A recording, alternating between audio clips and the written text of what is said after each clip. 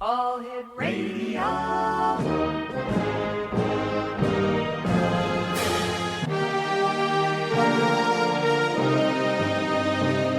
Welcome to the X Zone, a place where fact is fiction and fiction is reality.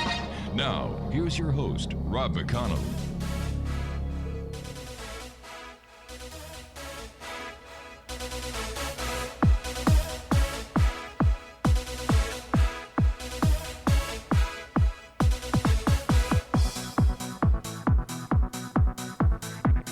Welcome back to the X Zone, everyone.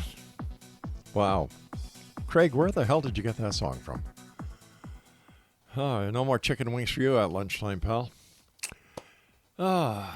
Great being back here in the X Zone with all you great people. Thank you all for your kind words, cards, letters. Meant a lot to me. Means a lot to me, so thank you all. We're going to be talking about the paranormal this hour. Now, there's a surprise, isn't it? Things that go bump in the night. Ghost. Hauntings. Haunted houses. Hey, we're getting ready for Halloween here. In fact, today, Laura decided that she would start hanging out the witches and the bats and the Halloween wreaths around the house and inside and out. I think it's a little bit early, but you know the saying, happy wife, happy life. My guest this hour is Paul Dale Roberts. And we're going to be talking to Paul, who's been on the show before, about the haunted, ghost, his paranormal investigations. First of all, let's bring him on. Paul, welcome back to the X Zone. Hey, Rob, I'm so happy to be back. Paul, how did you get involved in the paranormal? Well, I actually, when I was a little boy, lived in a haunted house on Effie Street in Fresno. And all kinds of terrible things were happening to me. Everything was centered on me. I was actually, this entity actually shoved me into a heater, which burned my leg. Oh. Yeah. And I was looking out the window one day, and a female voice was calling me by my middle name, Dale. She was saying, Dale, come here. Come here. She was trying to entice me to go into the orange grove. And I was just terrified. Just all kinds of things were happening to me in this house. And we finally moved. And as I got older, I became very interested in paranormal. I wanted to know if those were childhood nightmares or was it something really paranormal. So I started reading books by Brad Steiger, started getting into UFOs, ancient aliens, everything paranormal, Bigfoot, you name it. I just became really absorbed with it. And as I got older, I got into the Army, and I was working with C.I.D, Criminal Investigation Division with the Drug Suppression Team. And that's where my investigative skills came in. And later on, I took a 3-year break and went back into the service in 1979 with military intelligence. And during my time there with military intelligence at the 501st Military Intelligence Battalion in South Korea, 6 photos came in. And those 6 photos were pictures of UFOs, various types of UFOs. And on the back of the photos, it said intelligent movement. And it was a reconnaissance aircraft that actually took pictures of these UFOs. And each photo represented a video footage, which I didn't see, of that UFO. And it went to the DIA, which is the Defense Intelligence Agency, and then it went to the CIA, and then just mysteriously disappeared. My only job with those photos was to assign it a number, and that was it.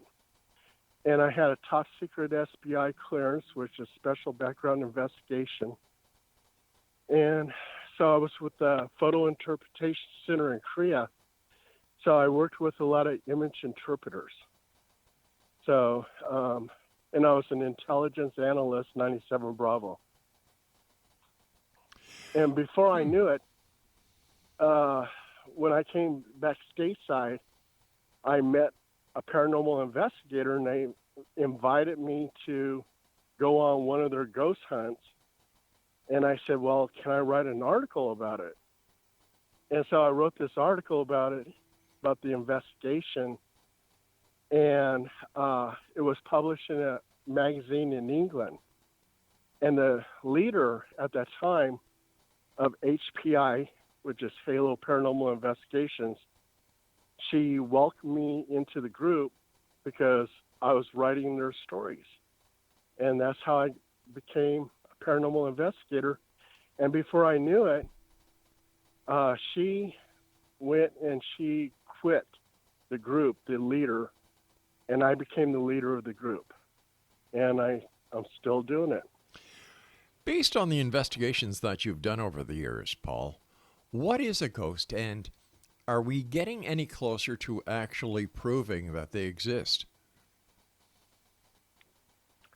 Well, all living things have an aura, are surrounded by energy. Yeah. And when they die, a plant dies, when an animal dies, when a person dies, that energy lives on forever. It's this energy carries all the knowledge, all your experiences, and it floats out in the atmosphere. Paul, can we also call this energy the soul or the life force? Yes, exactly, exactly.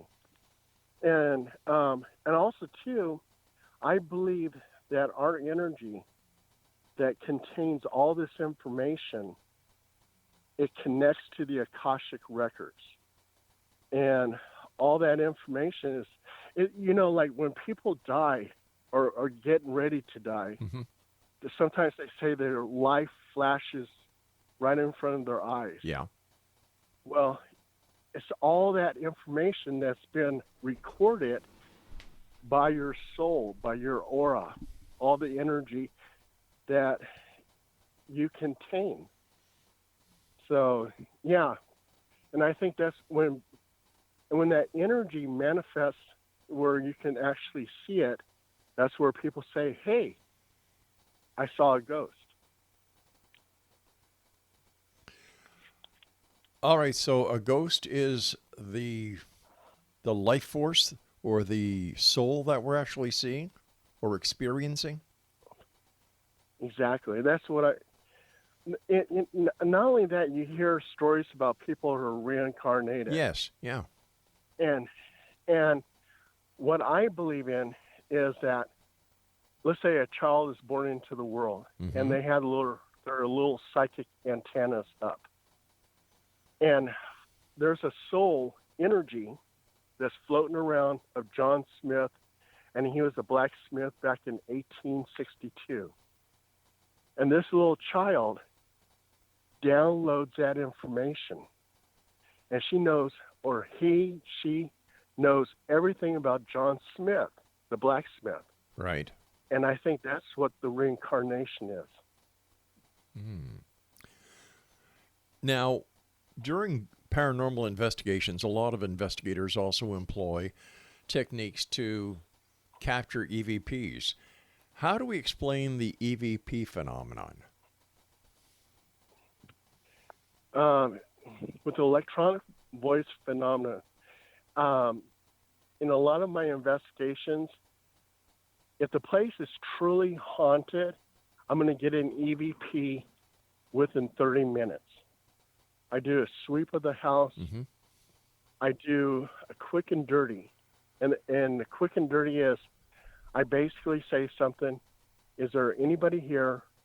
Talk in this recorder. I can hear you. I'll pause, give it time to talk, and play it back. And a lot of times you'll hear me say, is there anybody here? And it'll say, yeah, I'm right here. So usually, yeah, and that's usually how I can tell. And also, too, I have help from my wife. She's a psychic medium, Right. and she'll point out where a ghost is. So she sees ghosts all the time. I don't. And if it wasn't for her, I probably wouldn't even find any ghosts. But she's really good at it. She'll say, hey, there's something here.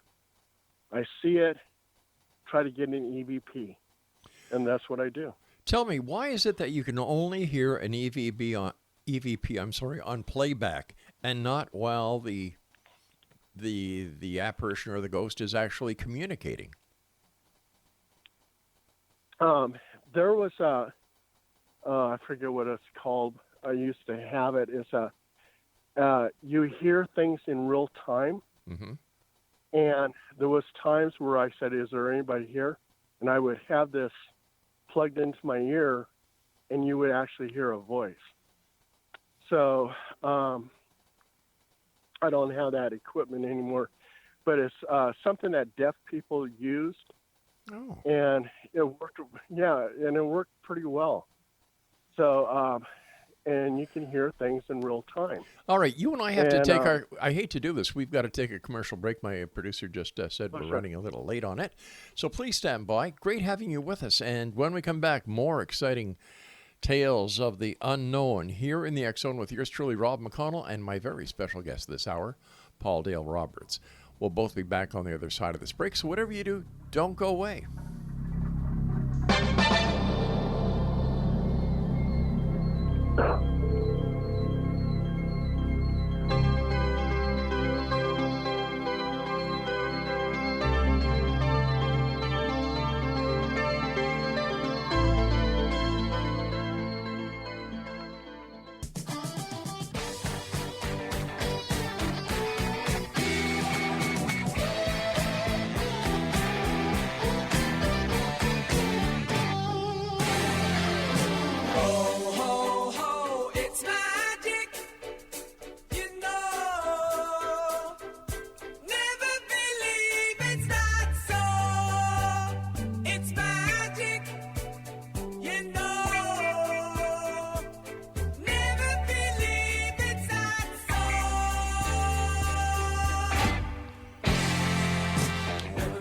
Welcome back, everyone. Paul Dale Roberts is my special guest this hour. His website is www.cryptic916.com. That's CRYPTIC 916.com. Talking before we went to the commercial break about you working with your wife on investigations. She's a psychic medium. You're former military, and thank you for your service, by the way. Oh, thank you, Rob. Working with your wife and other members of the team, what has been your most scary moment that you've had during an investigation? Rob, I'm going to tell you about one of my most scariest ones. But I got to tell you something real quick. Sure. About orbs. Well, we all know that orbs could be dust. It could be lint. Yeah. It could be skin flakes, whatever. And we went to this one house, and the name of the ghost was Emily. And Emily was known to drain the energy from the occupants. And one of my investigators said, Paul, I feel drained. I need to sit down. And I said, okay, well, Emily must be doing that.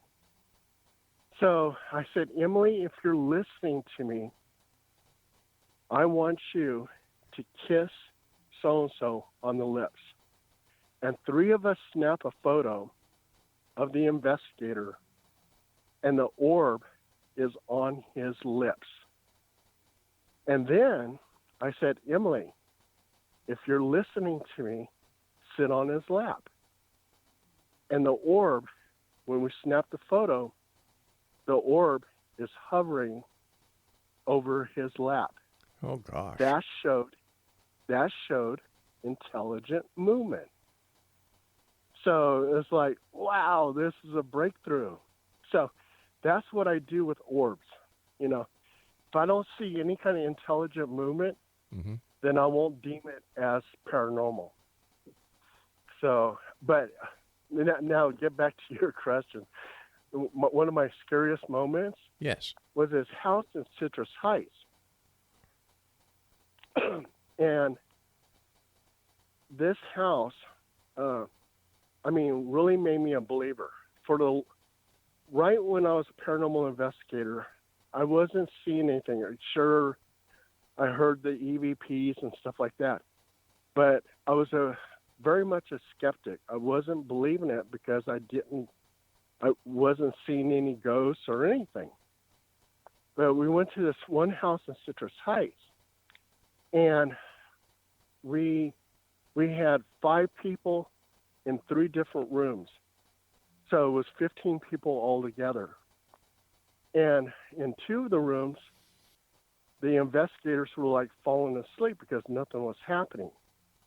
I walk into this other room, and all kinds of things were happening. Really? There was like this little girl, and she was talking. I said, and I look at the investigators, and I said, "Can you hear that?"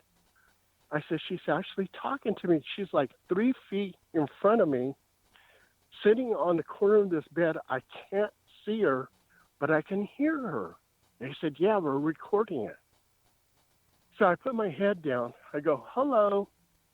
And the little girl goes, "Hello." I go, "Oh my God, I'm a believer." So I got all 15 people in that room, and we start conducting a seance. And we hear the little girl talking. There's pounding on the walls. The walls sound like they're ripping apart something out of Hellraiser where the Cenobites are coming through. And all 15 people, and these are paranormal investigators in training, are running out the front door. And I look at the occupant and I go, "Oh my God, this is a breakthrough. We're getting all this, evidence and everything." And I said, "We got to get them back in here." So she goes, "Okay, go ahead." So I got them all back in there. We're still doing the seance. And we had 3 walkie-talkies on the floor and all on the same channel. But one turns on, and it's a man's voice, and he goes, "Get out." So all 15 are running out the door again. And then she looks at me, she goes, "Paul, I have to live here." She goes, "Send them home. You're welcome to spend the night in this room." I go, "Okay, that's cool." So I sent them all home, and I spent the night, fell asleep, and they recorded a woman saying, "Paul, Paul, Paul." So she knew my name. Then there was a guy mumbling, and at the foot of the bed, it was like a little child crying, and there was a tapping on the headboard, and I slept through the whole thing. But that was one of my best investigations. So what happened with your investigators? Did they ever come back? Only out of 15, only 2 remained. Oh my gosh. Yeah, they were so scared on what had happened. And I'm always looking for that experience again. I'm always hoping that something like that will happen again. And I've been on maybe over 2,000 investigations, and that's still number 1. Why was this house so haunted? Why was there so much activity in this location, Paul? Well, the house was built over a Japanese internment camp. And there was, things that happened there, torture, suicides, murder. And so this house in Citrus Heights, along with some other houses that are known to be haunted, were built over this Japanese internment camp. And I believe that's where those spirits came from. Does the haunting or the force of the haunting depend on the occupant? Or do some occupants actually bring the spirits out where others will just coincide in a amicable way? Well, it's like we get a lot of cases where people say, well, I played with a Ouija board, and all of a sudden now their house is haunted. Or I have people who say, I went to an antique shop, and I brought home this antique clock, and now my house is haunted because the energy.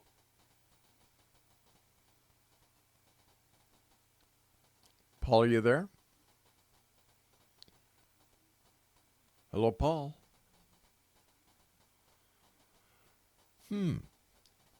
I don't know what happened. We lost Paul. I wonder if the ghosts had anything to do with it. This is strange. Paul, are you there? Craig, apparently he's still connected. And is everything okay on our boards? Okay, why don't you try and get him back, Craig? What we'll do, we're going to take an early commercial here, X-Zone Nation. And when we come back, hopefully, we'll have Paul Roberts back with us. Paul, are you there? Rob, I'm here. Yeah. I'm here. We couldn't hear you. Oh, can you hear me now? Yeah, I can. Oh, wow. Okay. That was weird because I was hearing you. Yeah. And you weren't hearing me. No. That's weird. I guess somebody from the other side is trying to prove a point. Well, it seems that way. Yeah. So let me get back to my last question. Is it possible that some people bring out the negativity, causing more paranormal activity than other people who are not so negative, that they can actually live amicably with the spirits? Paul, are you there? All right, I hear Paul now. Welcome back, Paul. Oh, thank you, Rob. Oh my God. Okay. Some people bring on that negativity because they're playing with Ouija boards. They're messing around with the black arts. And so, yeah, and we have a lot of cases like that. And a lot of the cases have to do with... And we've lost Paul again. All right, we're going to take our commercial break here, so stand by, everyone. This is the X-Zone. I am Rob McConnell. We're coming to you from our broadcast center and studios in Crystal Beach, Ontario. If you'd like to give us an email, send us an email, xzone@xzoneradiotv.com, on all social media sites, X-Zone Radio TV. And check us out on the X-Zone TV channel exclusively on Simul TV at www.simultv.com. Strange hour here in the X-Zone. Our special guest is Paul Dale Roberts, and his website is www.cryptic916.com. We'll both be back, hopefully, on the other side of this break. Don't go away.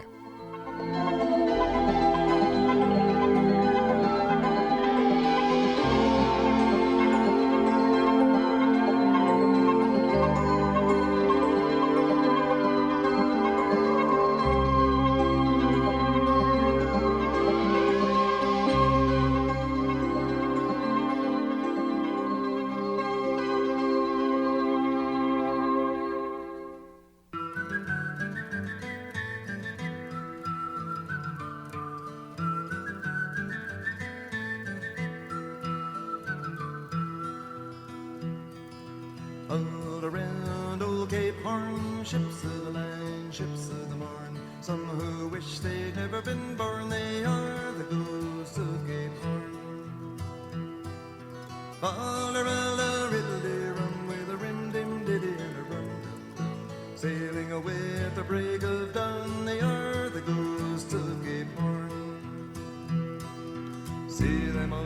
And welcome back, everyone. Paul Dale Roberts is our guest this hour. www.cryptic916.com.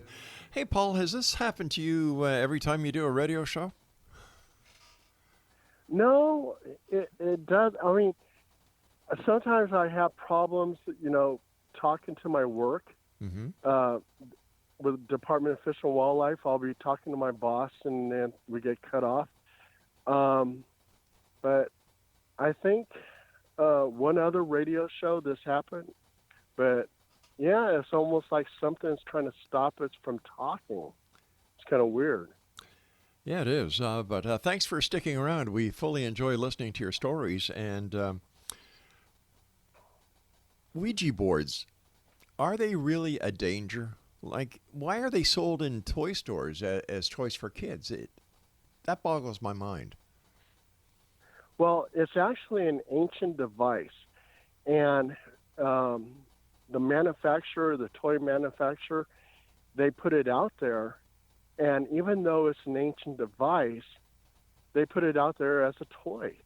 And people are unaware that it does have some type of powers. And it seems like when people play with Ouija boards, they don't bring on ghosts, but they bring on demons. Because most of our demonic cases, it originates with a Ouija board. So how do you get rid of the negative force, the demon, once he's on this side of wherever he comes from?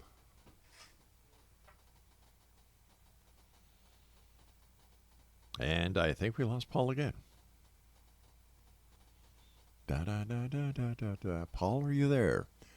Rob to Paul, Rob to Paul. My producer is telling me that the line is still connected.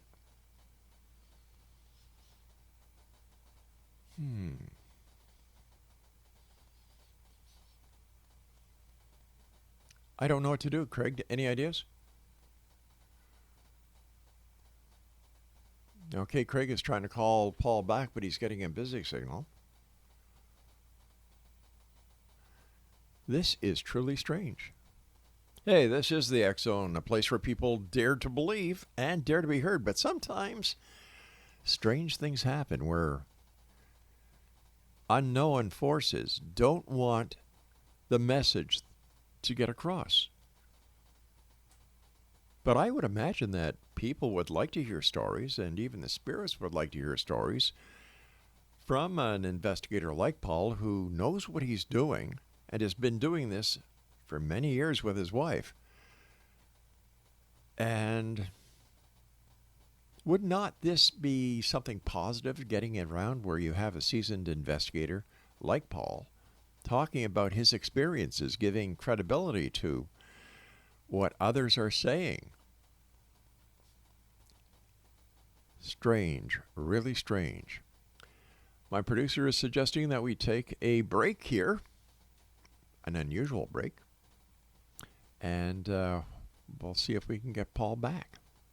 This is the X Zone. I am Rob McConnell, and we will be back on the other side of this break as we continue from our broadcast center and studios in Crystal Beach, Ontario. Whatever you do, don't go away. And once again, if you'd like to send us an email, xzone@xzoneradiotv.com, on all social media sites, X Zone Radio TV.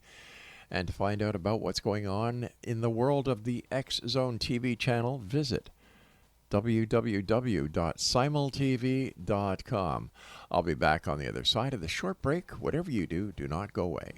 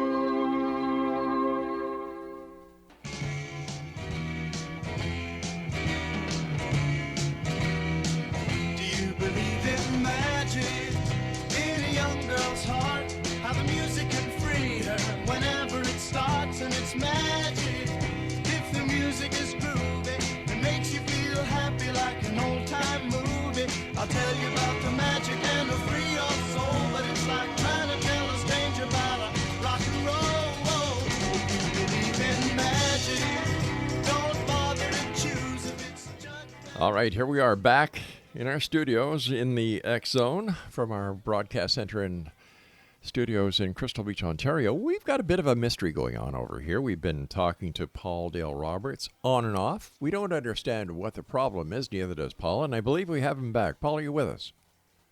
Rob, I'm right here. I'm right here. Who are we ticking off? I don't know. Extraterrestrials. I don't know. It's kind of freaking me out. But, Rob, since I have you on the line, do you know what living ghosts are? No, I don't. Okay. Check this out. Okay. Some of our investigations, we have situations where it's a living ghost. And I'll give you an example. 1974, Chicago, Illinois, this couple moves into this house. Mm-hmm. And around about 2 o'clock, 3 o'clock in the morning, they see a man manifest and walking over to the couch, and a woman manifests, and he's slapping the woman. And then they dissipate. They just disappear. So anyway, they go to a block party, and the host of the block party says, "This is a tradition. We do it every year. And here's our photo album of some of the photos that we took of this block party." So the lady, she's looking through the photo album, and she comes upon a picture of a couple. And she goes, "Oh, my God, those are the ghosts in my house." And he looks at the picture and he goes, "Oh, yeah, they had domestic disputes. The police were there all the time. They got a divorce. She lives 5 blocks down the road.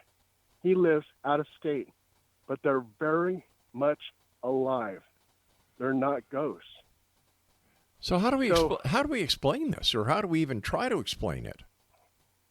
The negative energy is so strong that it's imprinted in the atmosphere, and it'll replay itself like a tape recorder over and over and over again. Like a residual haunting. What's that? Like a residual haunting. Yes, it's residual. And we had a situation where we were investigating this place. It's called Evangeline's. And it's a costume shop. And on the 3rd floor, back in the 70s, it was a discotheque. And at 3 o'clock in the morning, around about 3 o'clock, 4 o'clock in the morning, you can hear shuffling of feet, you can hear people laughing, and you can hear disco music. Residual haunting. And some of our cases are residual hauntings. That is strange. Living ghosts. Yeah, living ghosts. Never heard of that before. Oh, yeah. So why... Now, this is something that I can't understand. If we are saying that a ghost is energy, why doesn't that energy dissipate and go somewhere else? Why does it want to remain in the shape or the form or the essence of the person that it was once before? It's like a memory, and it's what it knows. So, like a ghost, in some situations that we had, they'll say, "Okay, we saw a little boy in the house." And then they saw a teenager in the house. Then they saw an older man in the house. Well, it's the ghost is of that person as a child, as a teenager, and as an old man. It's something that the energy remembers. So it can manifest as a little boy, because it used to be a little boy. Right. It can manifest as a teenager. It can manifest as an old man when he died. And if it's intelligent energy, like, okay, if I pass away, I probably want to look in my 20s. I'm not going to want to look like I'm in my 60s. I hear you on that one. So, yeah. It's just the memory that's kept with the energy. energy can't be destroyed, lives on forever. So yeah, there you have it. All right. Now, there's certain places where all paranormal investigators like to go. Waverly Institute, for one of them. Right. Why would the ghosts stay around a place where there's all this paranormal investigation going on? Is it that they want to be recognized, they want the truth to be out there?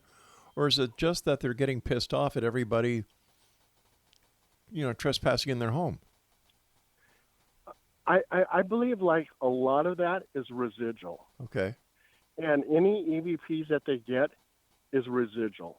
Okay, so if I says hi to somebody, you might get my EVP of me saying hi to that person again.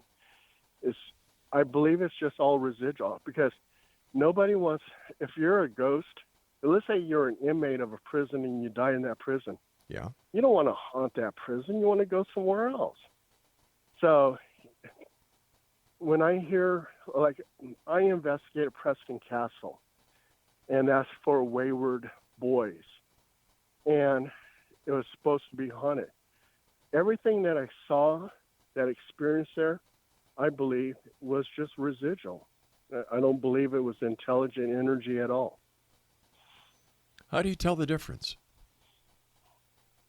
Because it's not responding to you like on the EVP, I'll say something like, say hello, say hello, Paul, or something like that. Right. Showing some kind of intelligence.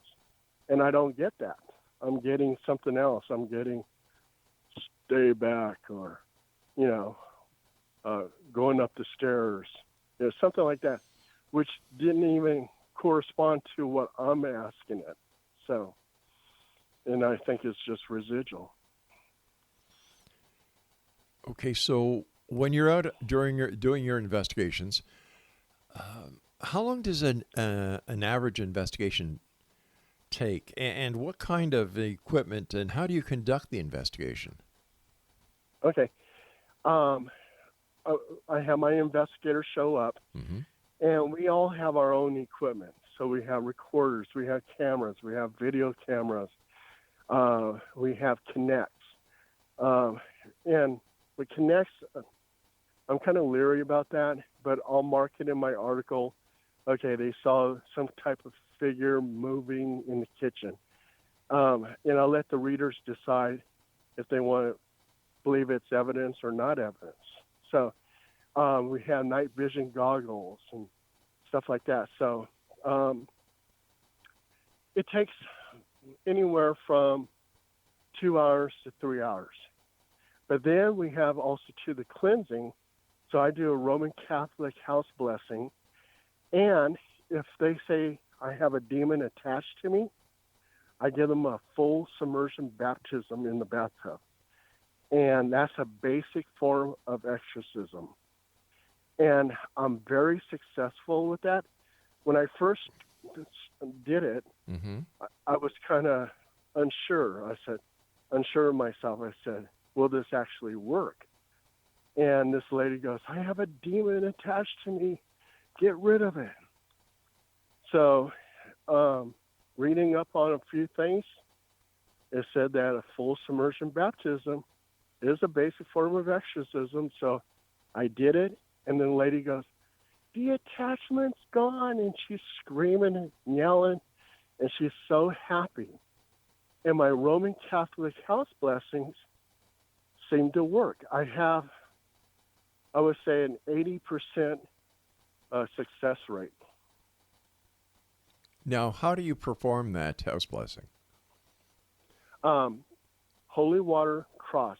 I start from the back with the occupant,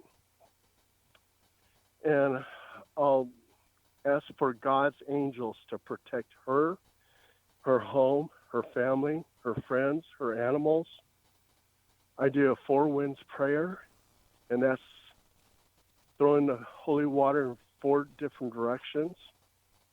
And we go throughout the whole house. I place the sign of the cross on each doorway, any type of opening. I ask her, do you want them here? no, I don't want them here. I want them gone. She wants them gone. I asked for God's angels, please send them away.